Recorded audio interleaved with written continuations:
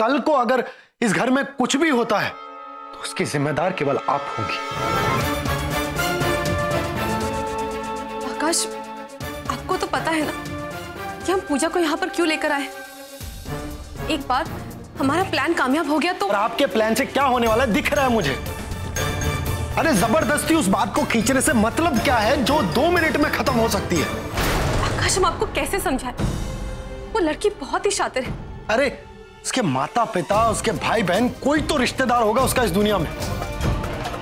ऐसे लोगों का सहारा लेकर भी हम दूध का दूध और पानी का पानी कर सकते हैं जय भैया के सामने। और अगर पूजा को इसकी भनक लग गई और सच का सामना करने से पहले ही जय भैया को साथ लेकर वो यहाँ से चली गई तो हम उसे पुलिस में दे देंगे, फिर पुलिस उससे सारी सच्चाई उगलवा लेगी अपने आप। आकाश, सच्चाई जानने के बाद पुलिस पूजा को नहीं जय भैया को पकड़ेगी।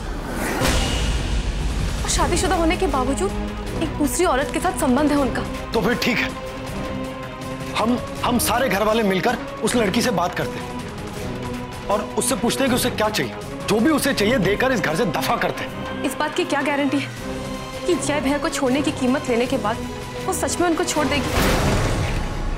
हमारी बात मान लीजिए आकाश, जितने प्यार से उसने जय भैया को अपने जाल में फंसाया है उतने ही प्यार से हमें उसे अपने जाल में फंसाना होगा। उसे उस चीज का लालच देकर जो वो खुद इस रिश्ते से हासिल करना चाहती है। पूरे सबूत के साथ रंगे हाथों पकड़ना होगा, वरना उस समस्या का कोई भी हल नहीं है आकाश। चलिए पूनम जी, मैंने मान लिया कि आपके इस तरीके से ही समस्या का हल निकलेगा, लेकिन इससे जुड़े खतरों का क्या? आकाश, हमारी बात को समझने की कोशिश कीजिए। जो हम कर रहे हैं उससे ये मुसीबत जड़ से उखड़ जाएगी। जय भैया को अपनी गलती का एहसास होगा और वो कन्नू भाभी के साथ एक नए सिरे से अपनी जिंदगी शुरू कर सकेंगे। ठीक है पूनम जी, आप जो करें वो सही, बाकी सब गलत। बेवजह ही मैं आपसे इतनी माथापच्ची कर रहा था। अरे भाई, आपके पास तो मेरे हर सुझाव को खारिज करने का तर्क है। आकाश, ऐसा मत कहिए। नहीं कहूंगा पूनम जी, कुछ भी नहीं कहूंगा मैं। और वैसे भी मेरे कहने या ना कहने से क्या फर्क पड़ता है आपको? आपको तो वही करना है जो आपकी मन मर्जी रहेगी, तो फिर कीजिए।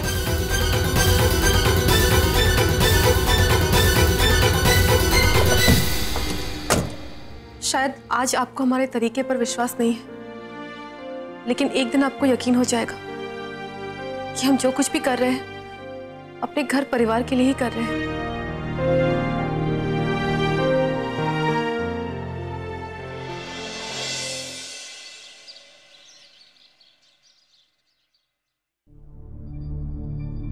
क्या नींद आई है? ऐसी चैन की नींद तो सालों के बाद सोया हूं।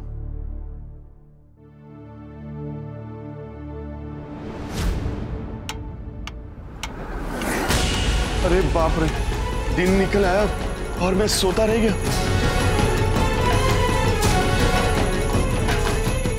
इतने सारे मिस कॉल और एसएमएस। पूजा मेरा पूरी रात इंतजार करती होगी और मैं पागलों की तरह यहाँ सोया रह गया। क्या करूं? पूजा को मनाना पड़ेगा। पूजा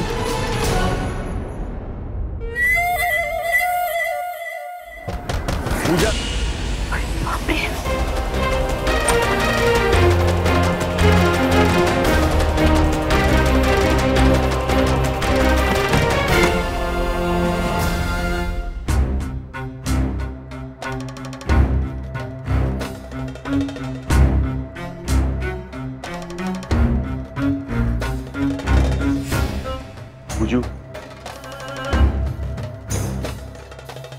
मुझे माफ कर दो, मैं रात को आ नहीं पाया। वो क्या हुआ ना कि कन्नू का सोने का इंतजार करते करते मेरी आंख कब लग गई मुझे समझ में ही नहीं आया। नहीं जय, तुम्हें माफी मांगने की कोई जरूरत नहीं है। मैं ही पागल हूँ जो तुम्हारे इंतजार में पलके तक नहीं झपकाई। इतना भी नहीं समझ पाई कि जब तुम्हारी बीवी तुम्हारे पास है तो तुम मेरे पास कैसे आओगे। लेकिन जय, अगर मैंने तुमसे कोई शिकायत की तो अपने प्यार से बेवफाई होगी। प्यार तो मैंने भी किया है पूजा। इसको निभाने में अगर मुझसे कोई गलती हो गई तो क्या मुझे अफसोस नहीं होगा? जो हो गया सो हो गया। उसे अब भूल जाओ।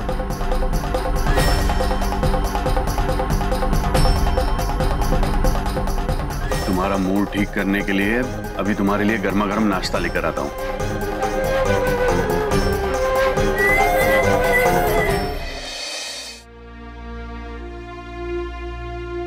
अरे भैया लाइए, हम लगा देते हैं प्लेट। अरे नहीं पूनम, वो बेचारी कितनी तकलीफें उठा रही है मेरे लिए, मेरा भी तो कुछ फर्ज बनता है ना। आखिर बाप बनने की इतनी बड़ी खुशी जो मुझे वो देने जा रही है। जय भैया, पूजा बता रही थी कि अभी तक उसने किसी डॉक्टर को नहीं दिखाया। भैया हमें तो ये भी नहीं पता कौन सा महीना चल रहा है, इसीलिए डॉक्टर को दिखाना बहुत जरूरी है ताकि अच्छी तरह से उनकी देखभाल की जा सके।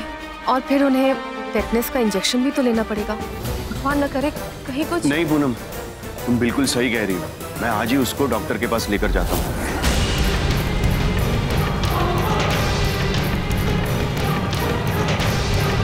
देखो तुम्हारे लिए नाश्ता तैयार है, मैं नाश्ता लेकर आ गया, चलो खा लो। नहीं जय, मुझे भूख नहीं है। अरे ऐसे कैसे भूख नहीं है? अच्छा पूजू, वो पूनम बता रही थी कि तुमने अभी तक चेकअप नहीं करवाया। ऐसी हालत में हमें लापरवाही बिल्कुल भी नहीं करनी चाहिए। चलो हम चलते हैं, चलो। नहीं जय प्लीज, आज नहीं। मेरी वो तुम्हारी तबीयत ठीक नहीं लग रही, देखो तुम्हें पसीना भी आ रहा है, तुम्हें फौरन चेकअप के लिए निकलना चाहिए। ठीक है, मैं डॉक्टर से मिल लूंगी, लेकिन सिर्फ अपने डॉक्टर से। हाँ तो क्या हुआ, तुम्हारे डॉक्टर से मिल लेते हैं ना। कहाँ है उसका क्लिनिक? मेरे शहर में। तुम्हारे शहर में? इतनी दूर? पूजू पागल मत बनो, बच्चा होने तक तुम्हें न जाने कितनी बार चेकअप के लिए जाना पड़ेगा, और ऐसी हालत में इतनी दूर। जय तुम बिना वजह चिंता कर रहे हो। पूजू तुम हमारे बच्चे की माँ बनने वाली हो, इससे और बड़ी वजह क्या हो सकती है तुम्हारी चिंता करने की? देखो तुम जिद नहीं करोगे, हम आज ही चलेंगे, और हम अम्मा से भी इस बारे में पूछते हैं कि क्या क्या सावधानियां बरतनी चाहिए और किस बारे में क्या करना चाहिए। और अम्मा के पास किसी डॉक्टर का भी पता होगा, वो हमें बताएगी कौन से डॉक्टर के पास जाना है। चलो हम चलते हैं। चलो।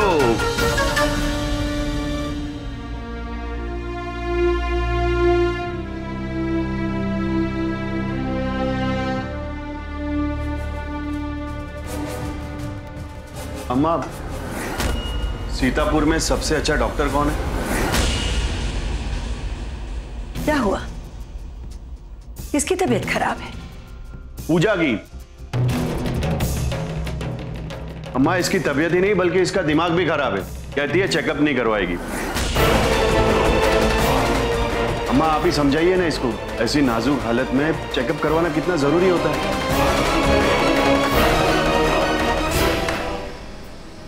बस यही सुनना बाकी रह गया था।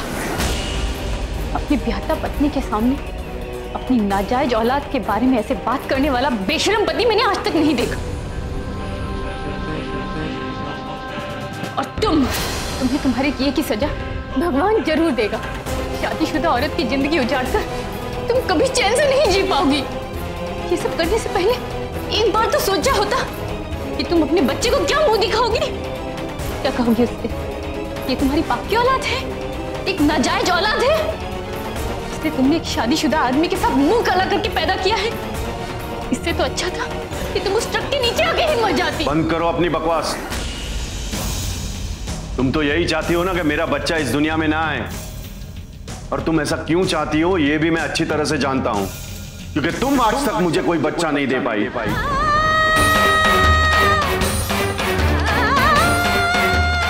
अरे मैं तो अपने आप को खुश नसीब समझता हूं कि तुमसे मेरा कोई बच्चा नहीं हुआ, वरना क्या जिंदगी होती उस बच्चे की जिसकी तुम जैसी मां होती।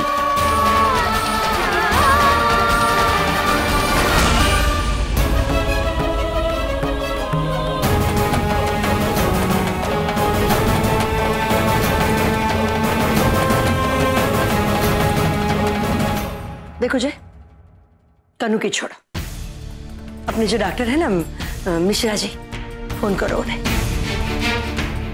और तुम डॉक्टर के पास जाने में लापरवाही मत करना, क्योंकि तुम्हारी कोख में हमारे घर का चिराग है।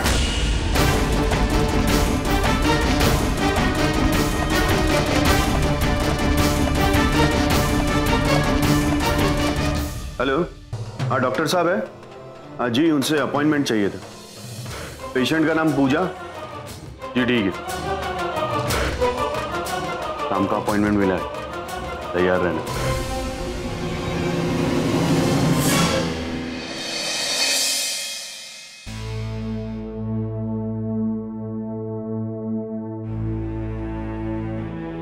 पूजा, पूजा जल्दी करो, 5 बजे की अपॉइंटमेंट है।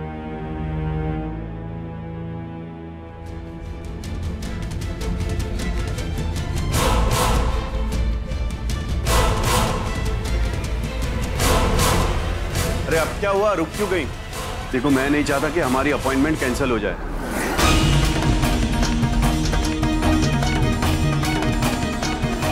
चलो जल्दी। अब क्या करूं? कैसे रोकूं इन्हें डॉक्टर के पास जाने से?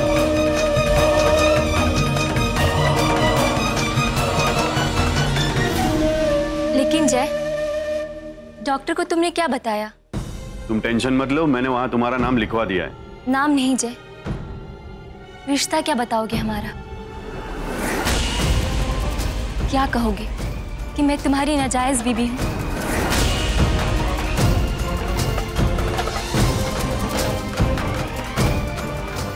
आखिर है तो तुम्हारी फैमिली डॉक्टर ना। ये तो मैंने सोचा ही नहीं। मैं नहीं चाहती कि मेरी वजह से इस घर की बदनामी हो, इसलिए मैं अपने शहर के हमारे फैमिली डॉक्टर से फोन पे बात करके सलाह ले लूंगी। नहीं पूजा, आप ऐसा कुछ भी नहीं करेंगी। आपको डॉक्टर के पास जाना ही होगा और जय भैया कह देंगे कि आप हमारे चाचा की बेटी हैं। अरे वाह पूनम, ये आइडिया तो अच्छा है। हम कह देंगे इनके हस्बैंड अमेरिका गए कुछ काम से और इन्हें हमारे पास छोड़ गए बच्चे की डिलीवरी के लिए।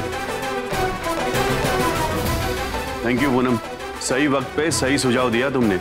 हम भी आपके साथ चलते। चलो पूजा।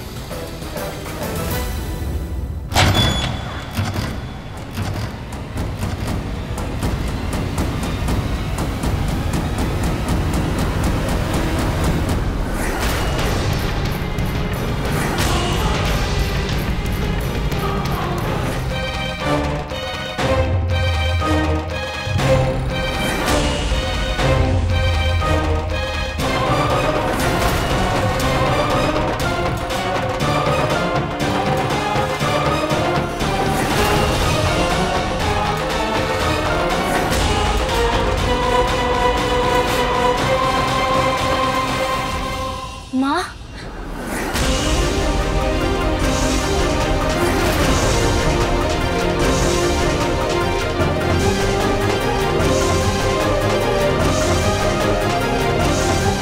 तू यहाँ क्या कर रही है? तूने तो कहा था तू कोनो कंपनी में काम करत है और वो कंपनी वालों ने जो मकान दिया है तू वहां रहता है, तो तू यहाँ कैसे?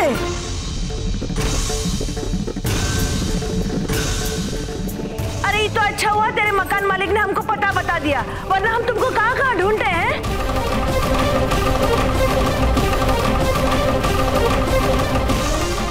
अरे बोल ना, बोल दे कहीं नहीं। कौन है ये औरत? क्या तमाशा हो रहा है यहाँ पर?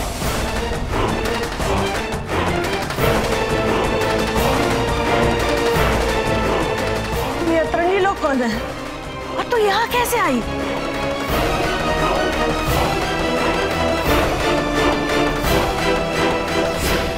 ए पूजा, कई लोगों ने तुमका अगवा करके तो ना रखा ना?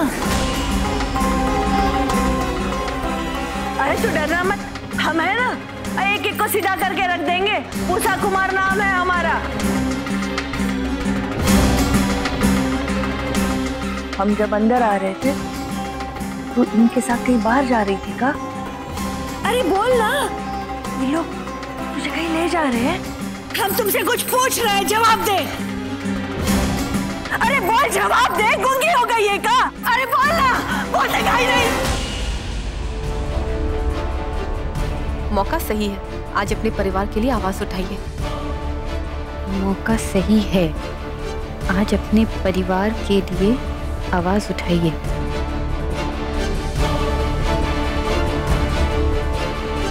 अरे बोल ना बेटा।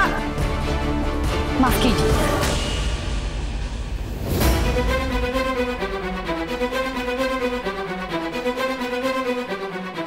लेकिन हमारे परिवार वालों के बारे में कुछ बोलने से पहले मैं आपको आपकी बेटी की करतूतों के बारे में बताना चाहती हूँ।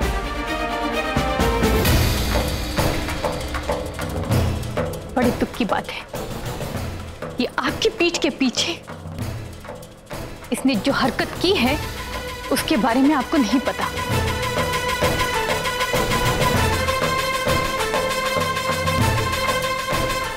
अब बताएगी भी कैसे, क्योंकि आपकी पीठ के पीछे इसने जो गुल खिलाया है उसका बखान ये आपके सामने कर ही नहीं सकती।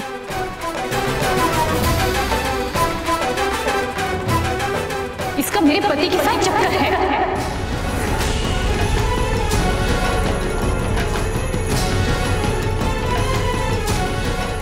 और उसका नतीजा इसके पेट में पल रहा है।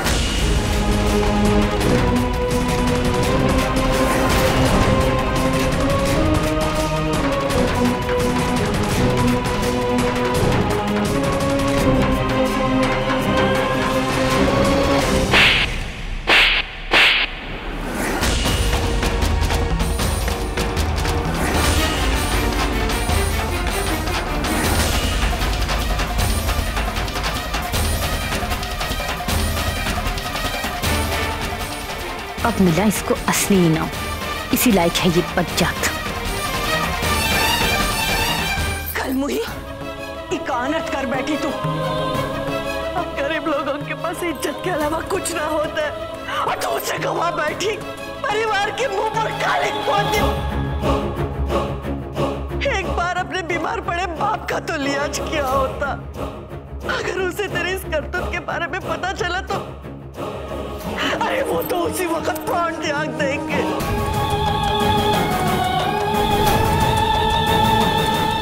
अरे ये पाप करने से पहले हम सब लोगों का जहर खाए नहीं दिया।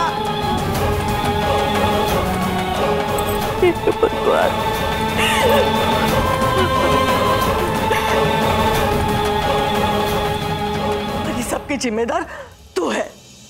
तूने हमारी भली भाली बिटिया को फुसला कर उसे बर्बाद कर दिया। शादीशुदा होते हुए भी हमारी बेटी के साथ खिलवाड़ किया। तुझे जरा भी शर्म नहीं आई?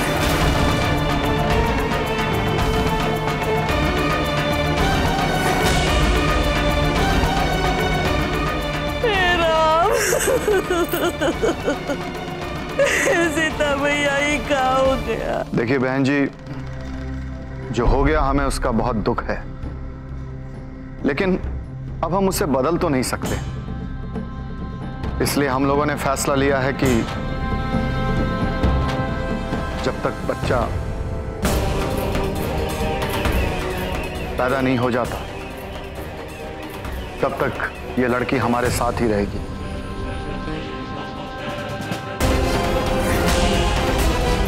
हम इसकी पूरी देखभाल करेंगे। हाँ बहन जी, हम बच्चे को अपना लेंगे।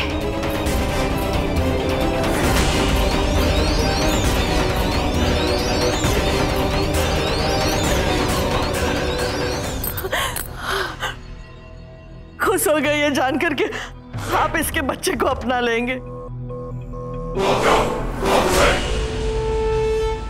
पर हमारी बिटिया का क्या होगा? तीन ब्याही माँ बनी लड़की को कौन अपनाएगा? आप लोग तो इसका तब तक ख्याल रखेंगे जब तक ये बच्चा पैदा नहीं करती।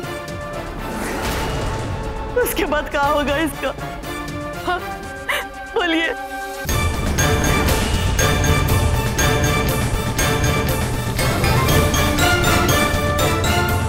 है कोई जवाब आपके पास?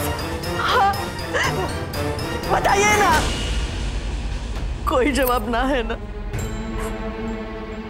पर हमारे पास है। इसे मेरी बेटी के साथ शादी करनी होगी।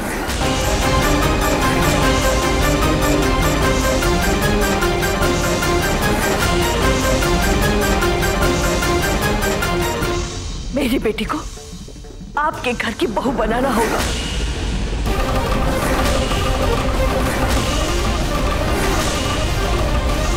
इसे अपनी बीवी को छोड़ना होगा, बीवी को छोड़ना होगा, बीवी को छोड़ना होगा।